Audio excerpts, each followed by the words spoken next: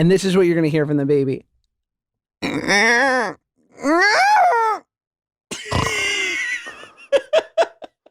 that's it. That would be a dream. I've heard like Do it.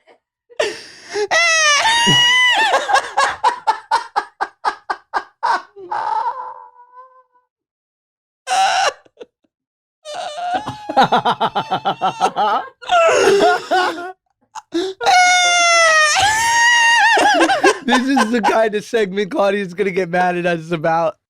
Two Jews, both big and tall, no subject too small for the good guys. A Mother's Dream premium podcast team, make it your weekly routine, it's a Good Guys. And if you don't give us 5 stars, what are you nuts? What are you nuts? Yeah, we're the good guys, we're not the great guys, we're just the good guys. Whoa. Benny and Joshy and Benny and Joshy, they're very obesey, they're Benny and Joshy. I love that. I now need to, oh my God, I literally just had a stroke. I now need to think about how I can add to it. Benny and Joshy, Joshy and Benny, they are so cute and Josh is so strong. You have leveled up in your weight loss to bright colors, and I'm here for it. I love this era. Yeah, this is, I was going to ask you, what do you think of nudes? So nudes are, they're often a forgotten t-shirt color. Typically we go in blacks, blues, then maybe you go crazy. Like, this is old school weight loss. I lose weight. I'm like, I can't wait to wear a pink Ralph Lauren polo. That's what I would have loved to have worn. But now, it's like, I can't wait to wear just like a light.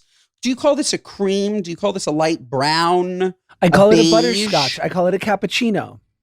All I know, Josh, is that I put it on and I felt fantastic. And you're telling me that I look good too. Benny and Joshy wearing nice colors. Benny and Joshy. Joshy and Benny. Benny, what he's wearing in his background looks like he's a giant bi and trans flag. And I'm here for it. We are allies. Benny is wishing that he wore shorts because his face is going to blend into the wallpaper. It is 9 million degrees in this fucking room, okay? Beggars can't be choosers, okay? I'm using the absolute scraps from the toast. That's it. How gorgeous does this look? So much better than those other places. It's not even a question. It's not even a question. And, well, you tell me this, because God bless, we certainly ride the coattails of the great toast, the great Jackie and Turdy Lou. Yes. But, they have a vested interest in our podcast. When Yes. are we getting a New York HQ? When are we getting a GGHQ NYC? That is 100% up to Dear Media ponying up, okay? Like, they need to build one and then I can use it. But like, we don't have an LA HQ. We have Dear Media. We're lucky. Here, I think this is the best we're going to get until Dear Media starts throwing in some coin. But wasn't Claude going to give you like a little corner? Well, I have a little corner. So this is, I could dress it up. Okay, so you don't like it. So now the truth comes out. Okay. No, I like it, but it looks like it's the toast. I mean, I know they have for sure. Is it, am I tripping? No, you're not tripping. So okay. This is, though, a different area of the toast studio. Gorgeous. The toast, around the corner is Claudia's true toast studio, single camera. I'm currently in the dual setup. So to the left, you would see another one of these beautiful chairs. There is a light pink wall behind. But if we wanted to put up maybe a nice good guys sign right over here, we could. I could probably ask to paint it maybe a different color, but there's something about the pink that, it's very calming, Josh. And I showed you this the other day. They also have this random plant. You see this random plant? Yeah, the nerds plant. It's over here. This looks like nerds. I don't know if we spoke about it on the podcast or off camera. This looks like a nerds plant. I'm showing it to everybody. And so, yeah, I don't know. We could paint it, though. Yeah. But when you're here, we can use this studio because it's set up for 2. Let's brainstorm, because our pod is so raging hetero, male normative, cisgender, rah-rah, high T. Look at me, I'm a boy. So I'm So I'm thinking wood By the way, paneling. nothing says high tea like, look at me, I'm a boy. Look at me and my batting. Whee! Maybe we do wood paneling. Maybe we do like a keg, like we have something on draft, like a kombucha on draft. I need to kombucha. Kombucha, yeah. Nothing says cis like kombucha. That's how cisgender high tea men. That's what we call it. We call it kombucha. I would love, my dream would be if we could make it look like, Josh, we're in a gorgeous wood sauna. Yes. That is what I want. Those wood panels. And then randomly we can just like drop a bunch of water on those coal and you see the smoke come in. That set, that's what I want. Yeah. That's what I want. Are you good with that? Absolutely. Our end game as Jewish men is sauna. It's us eating at 11 a.m. for lunch, 3:30 for dinner. Yes. And eating high caloric, high sodium foods of our ancestors. I'm talking deli. I'm talking Golan Heights, shawarma. I want to have a standing shawarma date every week where we're Josh, they're coming and they're shaving the meats. Don't I want to have tease me. tahini coming out of my hoo-ha. I just thought, you know how Salt Bay, he'll walk up, rest in peace, by the way. I don't think that those restaurants are doing well at all. And No, they're not, but I thought the actual Salt Bay died. Oh, no, I don't think he died. It's just his business. And maybe his business didn't die. I'm spreading rumors again. No, I Benny think you're and right. Joshy, spreading rumors. Imagine a Benny and Joshy being sued by Salt Bay. Imagine a shawarma concept, Josh, where you have one person holding it and another person shaving it tableside. Yeah, well, it's called Fogo de Chao. Wow, sounds sick. It's great. It exists. It does. Okay. Well, I thought of it independently. No, I agree with you. That's Benny and Joshy stealing ideas. Benny and Joshy committing IP fraud. But that's you'll never be able to eat it because it's pork. But you know, in LA, we have these incredible Mexican taco setups where people will literally be on like the side of a street and they'll set up this gorgeous spit and it's El Pastor, baby. El Pastor. Olivia knows. Yes. She knows what's up. And it's their version of shawarma, but it's with a beautiful, this pork is gorgeous. And then they've got, for a little flair, they've got a pineapple on top. And the sweetness is dripping into the meat. Wow. It's gorgeous. I love pineapple on everything. I don't think we've ever spoken about this. Am I ordering pineapple on pizza? Of course not. Okay? Crazy. But would I eat it? Happily. And anybody that pretends that pineapple doesn't enhance almost anything, it's of course not a good thing to order pineapple on pizza, but you can't tell me it doesn't taste independently good. It doesn't taste like pizza. It's not pizza, but it still tastes delicious. I love pineapple in chicken. I love pineapple in steak. Pineapple with chocolate. Pineapple is versatile as hell. Not only is pineapple versatile, it's also the same word in like 3 different languages. In French, it's ananas. In Hebrew, it's ananas. And in Russian, it's ananas. How the hell do you know that? I wish I could Why get do shit you know out that? of here. Why do you know that?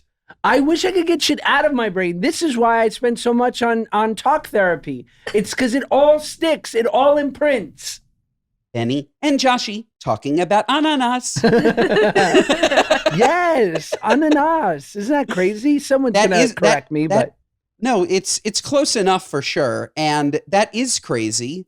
And I want to know how we came. I guess we just came. How did we come up with pineapple? The apple came first, right? And then we looked at it and where does pineapple come from, the name? I don't Where do know. any of these names come from? Did somebody just like, was it Mr. Apple who found the apple and named it Apple? I'm not sure, but I would imagine pineapple comes from its pointy exterior, right? Yes. Some like pine a pine needle. Like a pine needle? Maybe. I don't know. Perhaps. I don't know what the etymology is. Olivia? English explorer Captain John Smith was one of the earliest to record the word for the tropical fruit in 1624. And is that the same John Smith that did all the apple picking? What about Pocahontas? Wasn't he? There's a yeah. John Smith. Yeah, but he says more than likely it was so named by the practice of calling a newly encountered fruit apple. And he saw the little pokey things and was like, that's a pine tree, pineapple. Interesting. Yeah. And do you think that John Smith is the same Smith as the Granny Smith? His grandmother is Granny Smith? Is that the Granny Smith apple? Wow. Could be. Could be. Well done. Right? Well done. And who the F is behind Red Delicious? I don't know. Terrorist. Great question. I just wonder, Great question. with someone like John Smith, he didn't know any Jews. For sure. Oh, no. In the 1600s, your name is John Smith. It might as well be Anglo-Saxon. You know what I mean? He did not know a guy named Moish. He had never even heard of a guy named Moish. No. Moish was not even on his radar, John Smith. You know, the sort of obviously, and sadly, it's used as a trope or a stereotype with Jewish people that we tend to be in finance, even though part of it is true, right? Do you know where some of that they say came from? And I'm not making a gigantic generalization, but it is a part of it. Where being in finance came from? Being in money. Well, it's because we couldn't be in other things. That's right. It's because of usury. Yeah, we couldn't be in other things. The Christians wouldn't let us. So we did what we did best, or we did what we did and we did it best. It's because a Christian to a Christian, as interpreted in the New Testament, could not give a loan with interest. You could not charge interest on a loan. So they were like, if we're not going to let them farm potatoes, we'll let the Jews lend money and charge a small amount of interest. Correct. Unless you don't make your payments on time, then we might have to send, Avram John to Smith. Break your knees. Yes, exactly. But that's a part of it. And it's interesting, right? It's more than a part of it. It's it. I don't think that that's a stereotype at all. That's the truth. The stereotype is that we're in money because we control the world. Right. The opposite of the stereotype is that we're in money because you made us. And boy, are you licking your wounds. Oh, yeah, that. How angry are you now? Killed it. I've never seen a spreadsheet I didn't like. Love it. Same. I love it. But that's also why, so much of Hollywood initially was started by Jewish people, Louis B. Mayer and the Warner Brothers and whatnot, is that Jews in New York who wanted to get in Broadway weren't allowed. And so they went west and started the movie industry. Yeah, you got to stop not letting us in because we're going to take over. Okay? Yeah. We're going to take over 100%. Look at the NBA. Bad example. Yeah.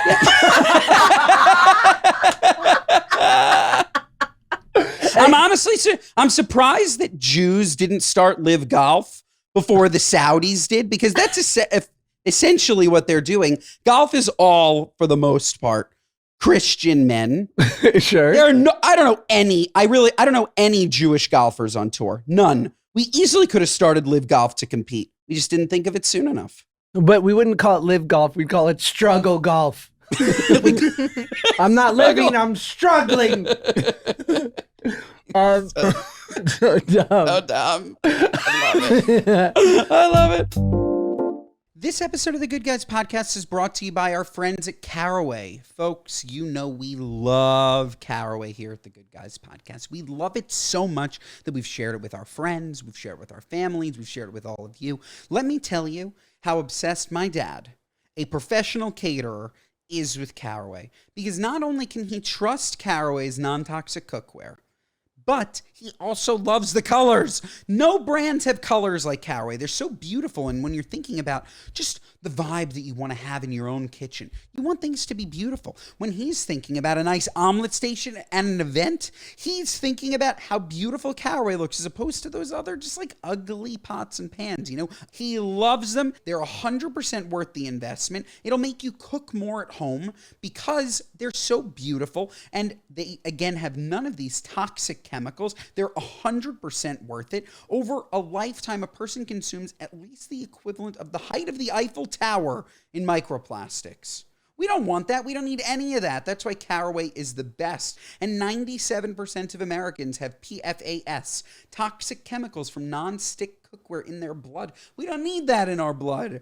And 2.5 minutes is all it takes before a non-stick pan overheats and releases toxins. We don't need that. We shop Caraway. We have their beautiful pots, pans, gorgeous colors. The colors are amazing. We have this beautiful green. I'm telling you, it is so, as my wife would say, pleeny and beautiful. And just as a reminder, their iconic cookware set comes with the saute pan, fry pan, Dutch oven. Oh, the Dutch oven's amazing. And saucepan, plus lids for all of them. A canvas lid holder and magnetic pan rack for storage. It's the ultimate kitchen setup and will save you money versus buying the items individually. Plus, if you visit carawayhome.com/guys10, you can take an additional 10% off your next purchase. This deal is exclusive for our listeners. So visit carawayhome.com/guys10 or use code guys10 at checkout.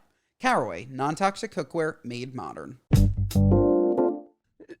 Well, it's funny because obviously social media knows my algorithm, so I'll get fed these like incredible highlight reels of Jewish basketball players who are in college or whatever, completely crushing it. And and my heart will skip a beat, and I'll be like, oh my God, like, is there a great Jewish hope coming to that's going to be in the Final Four? And then I'll do a little digging and find out, yes, they're the number one player on the number one team in the Division III basketball league. Yes. And I'm like, okay, cool. This is the problem with a highlight reel, okay? Right. Because you don't get a detailed explanation of who they're playing against. Right. It's you don't know it's the Maccabees versus the Israelites. The blind. Today, the yeshiva beat the Braille Institute 110 to 109. I specifically remember in elementary school, we would have like soccer games and we would always play against this one school that was the deaf school. We would play against them and they would always win. Really? Always. Shout out. Swear. Always win. Just because you're deaf doesn't mean you're not athletic. But is it cooler? Is knowing American Sign Language cooler than knowing any other language? I think that knowing American Sign Language is incredibly cool as long as you're in a group of people that also know it. Otherwise, you're kind of like signing to yourself. Right. It's a very cool thing to know, but I would say that I would personally prefer to be fluent in Spanish. If someone's doing sign language by themselves, you go like, oh, he's talking to himself. You like a really, really angry, down on himself deaf guy just looking in the mirror. A schizophrenic deaf person. He's just on the corner, just signing. How do you know? I think Randy's schizophrenic. How do you know he's deaf? Well, he's signing to people that aren't there.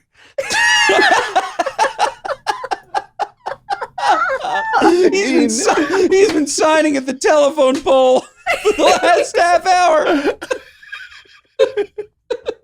It's so good. Oh, or so bad. Do you think they're thinking about this on Call Her Daddy? They're not.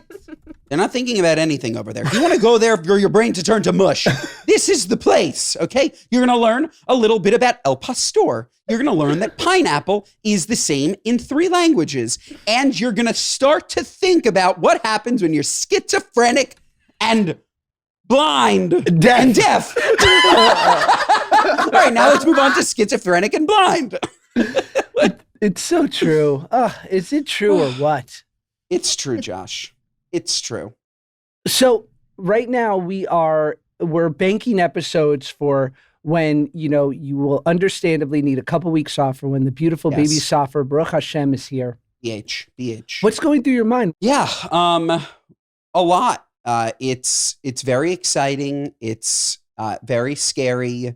I am just praying that he's happy, healthy, like comes out crying. Like I have all of those like just nerves, but I'm more excited than anything else. Yeah. Excitement is paramount. And I'm of course putting together a little Bris.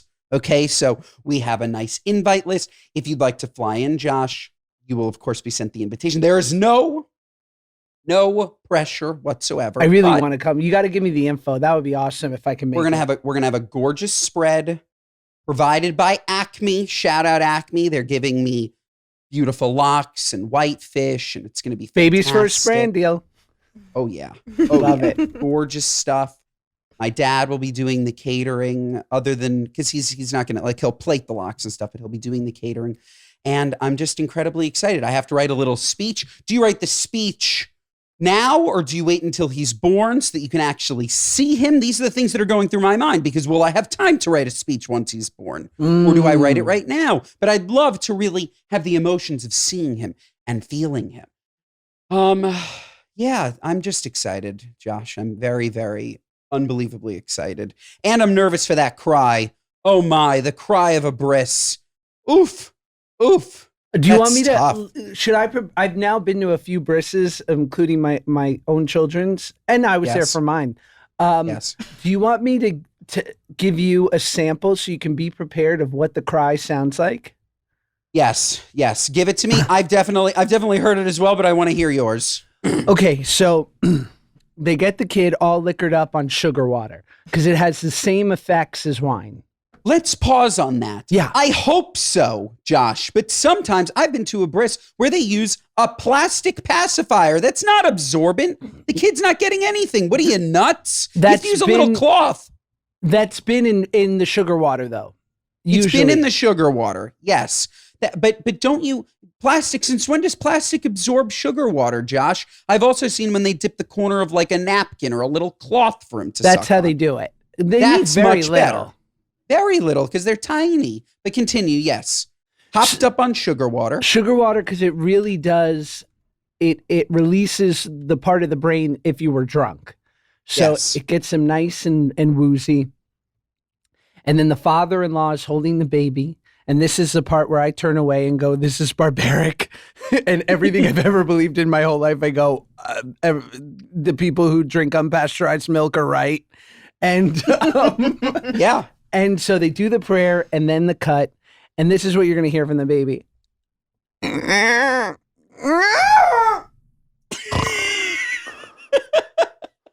that's it.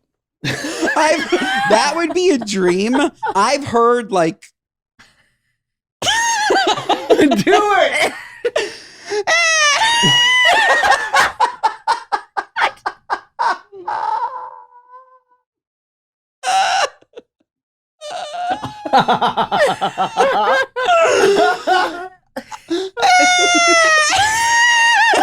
This is the kind of segment Claudia's going to get mad at us about.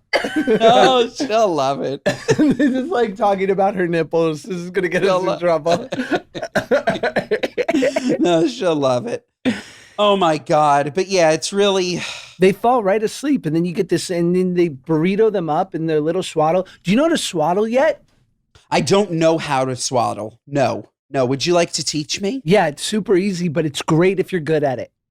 Okay, but it's a folding like a burrito. It's totally open. Fold, tuck, tuck, tuck. Yeah, people have different methodologies. I'm more of like, okay, first you take the blanket as if you were going to make it for like, as if you were going to go to a Coachella, right? So now you triangle it, like you were going to wrap it around your head.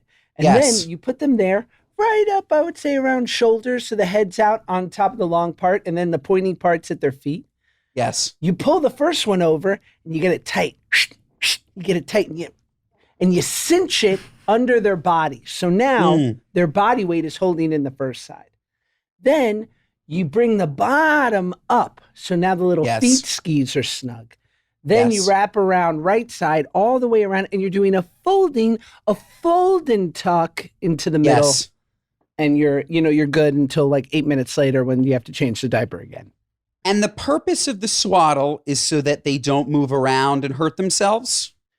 They feel more secure. They also have a, I forget what it's called, but like a falling instinct where as when they, like you've had that before as you're falling asleep where you feel like you're falling. Have you ever had that? Oh, yeah. All the time. It's Too much. startle. It's like a startle reflex. Yes. So as they're falling into deep sleep, their arms and legs will jut out if they're not in tight, and it wakes them up. Very interesting. What do you think we used to swaddle them with? Because swaddling, this isn't new. Now we use these beautiful, whatever brand, you name it. Like, what do you think? I guess we just used like sheets, bed sheets. We've been swaddling for millennia. Bed sheets, animal skins. That's what I was thinking. That's where I was going. Sheepskin, something like that. Sick. Chic. That's hot. Oh my God. Everyone looked like they were in a Ralph Lauren ad. Can you imagine? Except for the sheep. No, the sheeps, they're struggling. It's it's all gonna be wonderful. It's so new. It's so cute. It's funny though. We have to set up his bedroom. Everything's in there. It's still like nothing's out of boxes because we're superstitious like that. But we have everything: strollers, cribs, all that stuff. But I just realized he's not even going to sleep in there for like 8 months. No. So we're going to set up a room for nothing. He's going to sleep with me, right? No. In a bassinet next to me. No. Obviously, you'll do it however's right for you, and most people are different. I find like we started putting the baby when they nap, right? Because they nap a lot during the day in their crib at 4 months. Got it. Okay, so 4 months. So the first 3 months for sure, though, he's with you. Yeah, it's really hard, in my opinion, to have the baby in your room for months on end. Obviously, every parent does it differently, and they're all right in the way that they do it. But it's a struggle to have them in the room, and then eventually, once they're in their room for stretches, 4 hours, 6 hours, 8 hours, that's when like the baby's sleeping better, they're more comfortable, they're happier. Yeah. And everything, but no, they will be in there way before 8 months. Like you'll utilize that room. You'll utilize the room right away because that's where the changing table will be and all that stuff. We also got an unbelievable recliner. This is the most incredible recliner ever. I guess it's a breastfeeding chair for me. Oh my God, this is just the dream. I always wanted like a nice lazy boy.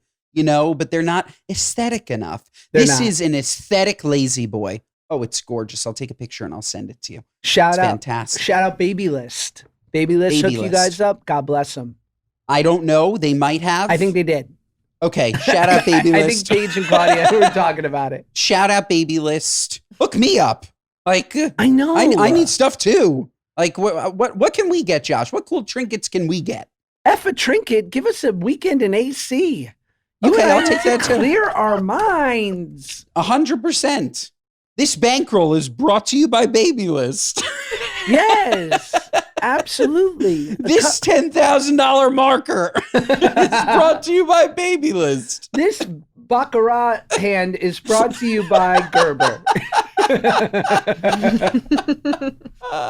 This bag of 27s is brought to you by Gerber.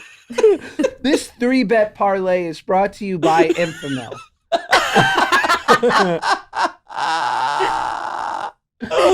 Oh my God. Oh man. But yeah, I'm excited. This episode of the Good Guys podcast is brought to you by Spot and Tango. Folks, unkibble is everything regular kibble isn't. Made with real, human-grade ingredients and personalized to what your dog actually needs. It's dry food you can feel good about. And it's pantry-friendly, too. Romeo can totally taste the difference with Spot and Tango's Unkibble. It's made with 100% whole, fresh ingredients, like real USDA meat, fruits, and veggies, but it's 40% less expensive than frozen food. I'm telling you, folks, Romeo's a picky eater. Ooh, he's much, much pickier than Theo. Maybe because Theo's was feeding his cancer. Who knows? But Romeo, he is picky, and nothing resonated with him until I gave him Spot and Tango. I think he just enjoys the taste more. Again, those real foods, that's what you're looking for. You don't want to eat some nasty, dried, old, non-USDA yucky kibble. You want the good stuff. You want that good stuff, and your pets want it too. Plus, there's no more guessing how much to feed Romeo either. Spot and Tango creates a custom plan based on your dog's age, weight, breed, and activity level. And they include a pre-measured scoop, so you get it right every single time.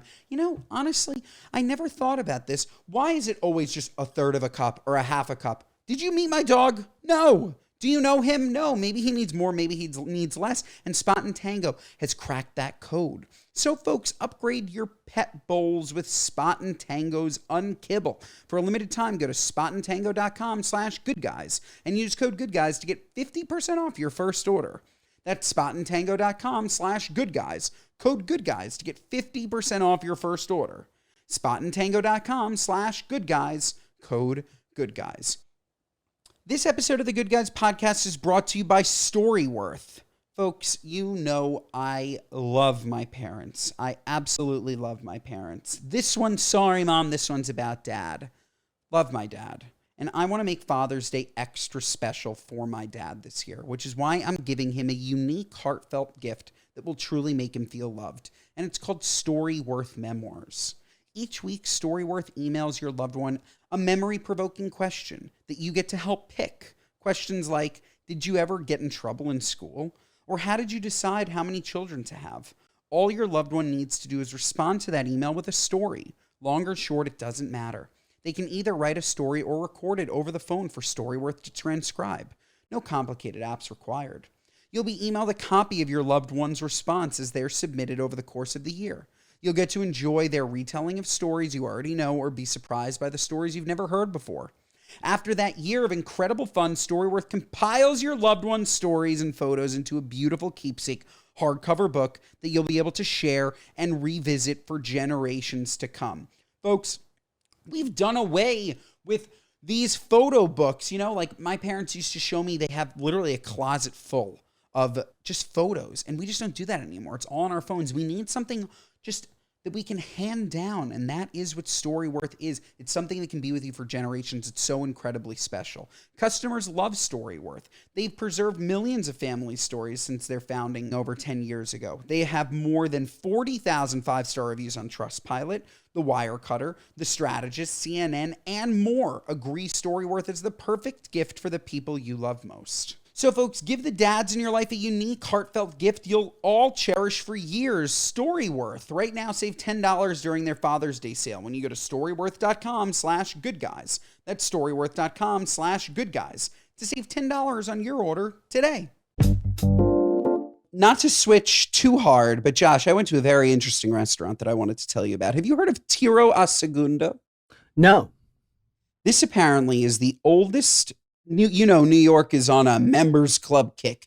This is the oldest members club in New York, opened in 1892, Italian, Tiro a Segundo. You go in, you have a nice meal, maybe not the best meal I've ever had. Josh, downstairs in Tiro a Segundo, it's next to St. Mark's Place in the city. There's a full gun range. Hell yeah. A full gun range. I had apps. I went downstairs and I did target practice. And you're thinking to yourself, people listening, you can do that in New York? Yes, because they established the club and got the license in 1893. They were sworn in before. I think it's the only active gun range in the city. Wow. Isn't that crazy? What were you shooting? A couple 9 millis? We shot, I never shot like, a handgun? It had no, not feedback. What's it called? It had no serial number. No, it had no kick. It had no kick. The only guns that I've shot before, like clay shooting, like that really kicks back on your shoulder. You mean like a shotgun? A shotgun, but you with never a reverb. Shot a handgun? No, and reverb was the word I was looking for. This was almost like a shotgun, but with no reverb. It was easy. Like you just click it and it goes. Hold on. It was too easy. You were shooting, it was like a shotgun, except it was a handgun, or you were shooting? No, it wasn't a hand. It was a rifle. It was a rifle. Bingo. I didn't realize I was talking to the head of the NRA. Sorry. Got it. It was fantastic. Interesting. And you're sure, and I don't mean to say it like this, you're sure that it wasn't BBs? Positive. That it was an air rifle? Positive. Because when you say no, because what else is very rare, they do exist, but they're more rare, is the ability to shoot a rifle indoors. I can't tell you that, like, it felt incredibly illegal. They said that it was legal because of the date that it was established. You sign a little waiver, which is probably that if somebody else in the room shoots you, they're not liable. Or if you hurt yourself, you're not liable. But yeah, I was just as stunned as you. You walk through the kitchen, down the stairs, sign a waiver, you get a gun, and you shoot at targets. And I have to tell you, considering the only other thing I've ever shot is clay birds, shooting at a still target, Josh, significantly easier. 100%. Like it was a piece of cake. I love it. I've had to do training for a bunch of different things. And so there's a famous place in LA called Terran Tactical, where everybody goes, like the fanciest people, Michael B. Jordan and John Barenthal and Cameron Diaz, like all these massive stars. But then people like me go as well. And Joe Rogan's gone, all these people. And Terran is like the official, he trained Keanu Reeves for John Wick. And it's the only, it's one of those rare places where it's outdoors and there's all these different targets. So you can walk and like clear things. And it's not just like you have a lane. It's like you really feel like you're in a version of a battle. And it's pretty good. Him and his fiance, Tatiana, they're badass. Wow. Yeah, no, this was nothing like that. This was a 65-year-old Italian guy asking you, have you ever shot a gun before? You say, yeah, kind of. He tells you exactly what to do, how to insert the bullet, all that stuff. But wow, interesting. Yeah, super cool. And I would say that the next time you're here, we'll go. I have no idea how this person that I went with got into this place. I'd never heard of it before. I've never seen it before. Tierro a Segundo. Fantastic. Would you ever, the thing that I've heard always about owning a range of any type like this is you have to make your peace with the fact that once a year, someone is going to come in and unalive themselves. Yes. Once a year. Yes. That, are you asking if I would be comfortable owning a gun range, knowing that people are using it to kill themselves? No, but isn't that crazy? Like, yeah, I would actually think that it would be more than that. Like, I'm surprised it's only one. That's very, look, if you're mentally unstable and you can't get access, it's much easier than buying a gun, Josh, going to a gun range. They're right there. Right. But there should be better precautions. Maybe you should like have to wear like some kind of a suit, a helmet.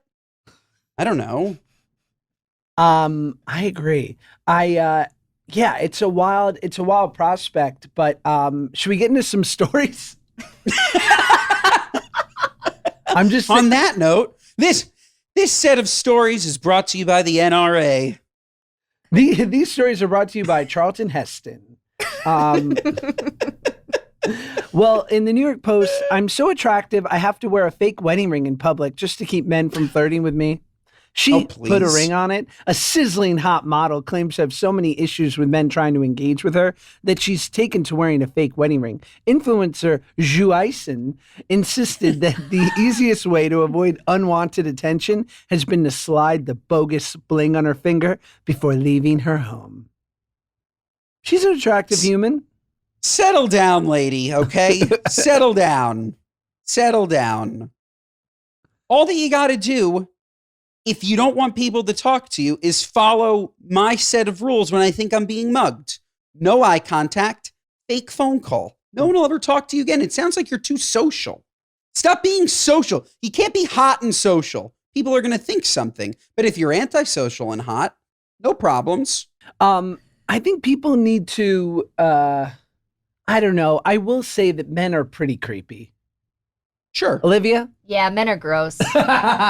All I got to say, though, women are creepy, too. Older women are creepy, too. I've seen it. I can't say where I've seen it, but I've seen it.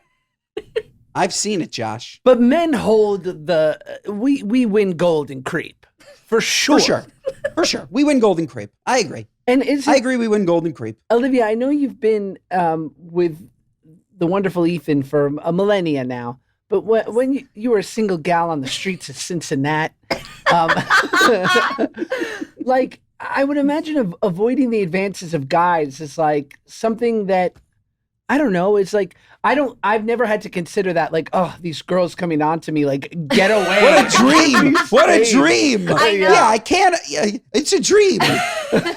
No, like every time, and I mean, it just happens, like, if I would go out with my girlfriends, like, anywhere, you know, like, whether or not it's just basically, if there's, like, a group of girls that goes out, you're gonna get, like, irritated by some guy at some point. Oh, great. Yeah, so lots of that. It just kind of happens. It's awful, but you deal with it. It's awful. I just want to, I want to pose a question, Josh.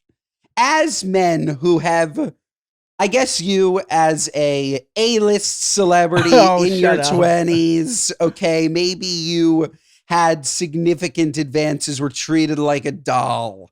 I'm just saying, for a day, for one singular day, men being hit on by women, I think it would be exciting for one day. Then I'm sure it gets old. Here's my rebuttal, and Olivia, you be the decider. Imagine, though, let's make that day. Yes. This is what I would imagine most women feel, and Olivia, please give me counterpoint if I'm completely off base here, because I realize I have no basis to talk about it. Imagine if 80 to 90% of the people hitting on you that day, you had no interest in, and you had a small fear that they could overpower you. That's totally the difference. Exactly. You're right. Yeah. Well, that's the overpowering men are scary thing is real. So let's say, Josh, that in this world, I'm exclusively being hit on by 7-foot women. You're getting hit on by Ronda Rousey. You're getting hit on by Amanda Nunes. Oh, Lisa Leslie. Yes, Cheryl Swoops. The whole WNBA. Yes, 100%. Okay, keep going. I'm with you. No, I've got nothing. I don't want this. I don't even want that. I don't want it. The reason I say this, and what made it more help me to understand the plight of what many women go through better, was I once was getting hit on by this dude pretty aggressively, and he was fit as a fiddle. And by the way, in the beginning, though, that felt good, didn't it? 100%. It's great to be hit on by a gay guy. You're like, oh, thank you so much, but I'm straight. It's still a nice compliment. Yes, but it was the difference. I remember there was just this one time I was like, either 24 or 25. I was crushing it. I was the twink on the scene. And and I remember this one guy who hit on me, and he was very lovely about it. And he's like, I just think you're very beautiful. And I said, thank you. And he's like, are you into men? And I said, not yet, but who knows? You never know, and don't ask the internet. And then another guy who was like, I told you, he was fit as a fiddle, and he was an attractive guy, but he was a creep. Like, he just would not stop staring at me when I made it clear that I had no interest, and I felt unsafe. Okay. Because I'm like, if this guy wants to fight me because I'm not trying to give it up, like, this is going to suck. Yeah. That would suck. I've never felt that from a girl hitting on me with respect. Like, yeah. I am, yes, 100%. You're absolutely right. Have you ever in your dating days before your beloved, had you ever had to like tell someone you weren't interested or kind of avoid their advances? No. No one, like that a girl was like, oh, maybe I cannot think of a time where that, because it's just like guys being guys. Like, I don't know, like somebody advances. Sure. Like, why not? Like, and I think that that's just like growing up as an obese teen. Like, sure, you're thrilled with advances. You know, maybe the only scenario is like, okay, like you, this is what Claudia will hate. Okay, you hook up one time, and then after that, like, then they want more advances, and you're like, oh no, sorry, like I'm not interested in seeing you again. That's the only type, but not the initial advance. Right. No, I'd smooch anyone. Fair. I remember, Olivia, I'd love to hear your thoughts on this. I remember a buddy of mine who was like older guy, apostle that I knew from like 12 step, great guy. And he said something to me that was really interesting in my mid-20s before I met Paige. And I was like, I was sort of like at the height of my powers in that like I felt attractive and confident, and I also felt, because I was sober and trying to lead as an upstanding young man, like when I would have sort of random hookups or casual dating, I'd be very clear. Like I'd communicate and say, hey, I really enjoy spending time with you. I'm not really interested in anything more right now, but if you are okay with keeping this casual, great. And if not, I understand. But inevitably, in most cases, once we hung out for a while or we were physical, like some feelings would come up, and we would, you know, eventually have like a tough conversation, or some feelings would be hurt because I would sort of stick to my word. And my buddy was like, you know, eventually he's like, not everyone has the tools emotionally to deal with what you're saying, right? He's like, but you do. He's like, so what will be even better than being communicative and honest will be not allowing the person to get hurt in the first place. And even though you would love to have this sort of casual encounter or like light dating, he's like, maybe you will spare them of the hurt feelings by not even going there with them. If you get that feeling, he's like, that will be the righteous kind of, that will be the highest level of operating, is that you sort of protect people from themselves, because they might say one thing, but they're really, their feelings in their heart wants more. And I was like, damn, I never got to that place, but I was like, that makes sense. No, it's very deep. That said, that type of person will go and get hurt by somebody else. That's my only rebuttal to that. Like, if you like, some people like, not enjoy that, but like they look for bad guys. Like I've seen it time and time again where they'll just go after the worst guys, and the worst guys are going to be the ones that string them along and just ditch them. Like, no, like go find a better guy that won't treat you like that, but they won't. Olivia? Yeah, I think it's like when you get to those matters of the heart, it's like your logic. You can have the logic in your mind at the beginning. It's like, oh yeah, I just want something casual too. You know, we don't know where this will go. Like kind of, you know, take it step by step. But then, you know, you start to get to know somebody and like develop that connection. And I think for some people, it's a lot harder to separate the two. So I think your friend from 12-step, like that notion that, okay, I think it's, you know, not everybody has the tools to handle that, because not everybody can separate in that way. And I think women are probably more predisposed to developing like the more emotional side of things. And so, yeah, I think it's a tricky position to be in. I think the best thing that you can do is just to be honest and upfront from the beginning. And I don't know, I guess like somebody could say that all they want, but they could still change their mind. So I don't know. I think it's kind of a tough place to be in. Does that make sense? Yeah. And I also think in today's day and age with, you know, dating apps, people are regularly hooking up after the first date. And I think it's like, I don't know if it's a net positive. Yeah. Depends on what you're looking for. But that was what I meant before. Like girls that are pretending that they're not looking for relationships, that are then with guys that aren't looking for relationships and hoping that they're going to turn him into a relationship guy. If a guy's not a relationship guy, he's not going to change for you. I would just go off of that from the beginning. And it should also be on the guy, if he's not a relationship guy, to be very upfront and honest. I'm not a relationship guy, not be a scumbag and pretend that he is a relationship guy just to sleep with her.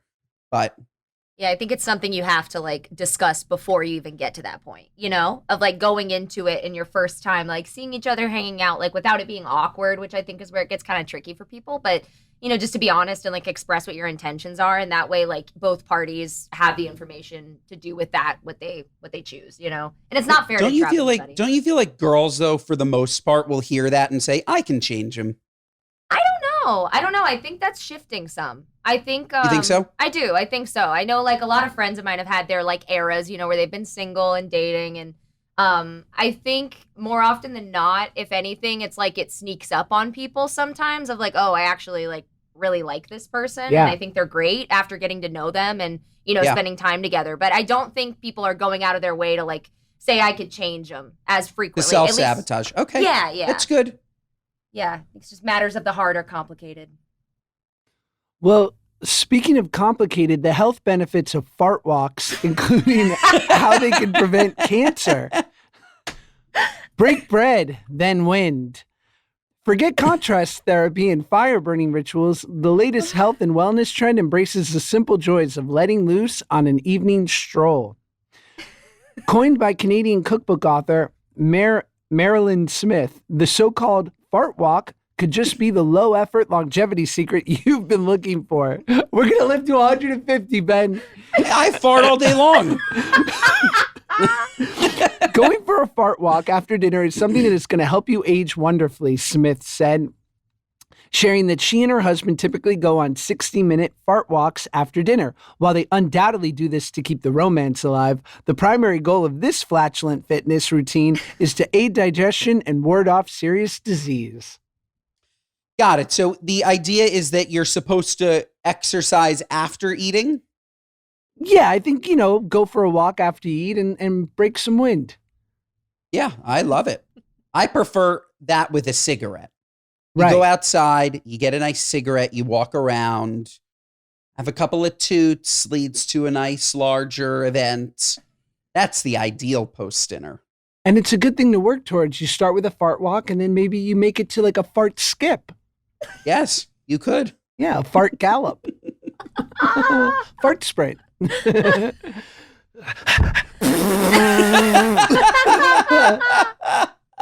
you imagine Usain Bolt just farting? He probably farts all run long. Hell yeah. All run long he's tooting. Do you want to get to our What Are You Nuts? What Are You Nuts? Yes. Yeah. Well, yeah. Our What Are You Nuts moment of the week are our gripes with people, places, and things, both big and small. Whatever's currently sticking in your craw, I'll start. I don't think stop me if this has been a What Are You Nuts before, or I just talked about it with friends. So there's this new show. It's not new, but Adolescence on Netflix. You haven't spoken about it. It's 4 episodes. And the amazing thing about it, brilliant show, so well done, Stephen Graham, is that each 1-hour episode is shot in one continuous take. So it moves location to location, dozens of actors, background. I mean, it's truly a spectacular feat that a one-take episode can be shot for 1 hour straight without ever cutting. Except we have editing. What are you, nuts? Just edit it. It's a better. Yeah. Do editing, yeah? We figured it out. Yeah. What are you, nuts? It's a lot of work. It's exactly how I feel, Josh, and then I'll get into mine about Netflix Live. Right. Why? Why not pre-record it and put it up? Why? It's not like there's audience interaction. What's the purpose? Totally. We can edit. I love that. My What Are You Nuts moments is something that unfortunately I do. Josh, maybe you do. I see everybody do, and it's got to stop. It's the texting and walking, okay? Texting and walking on the street, head down, looking at your phone. You've gone 2 blocks, and you're like, how the fuck did I get to 68th Street. I was on 66th Street. It's not good. It's dangerous. I am now making a conscious effort to keep my phone in my pocket so that I don't get hit by a car. But texting and walking, I think, is as dangerous as texting and driving, especially in a busy city. And all I have to say is, what are you, nuts? Put away the phone. 100%. No good. Love it. Take us home, Ben. You know what else is nuts? You know what else is nuts, Josh? Not giving this episode 5 stars. That's a what are you nuts? Listen to us wherever you get your podcasts. Watch us on YouTube, Josh's YouTube. Share our clips, Instagram and TikTok, folks, Mondays and Thursdays. We will see you next time.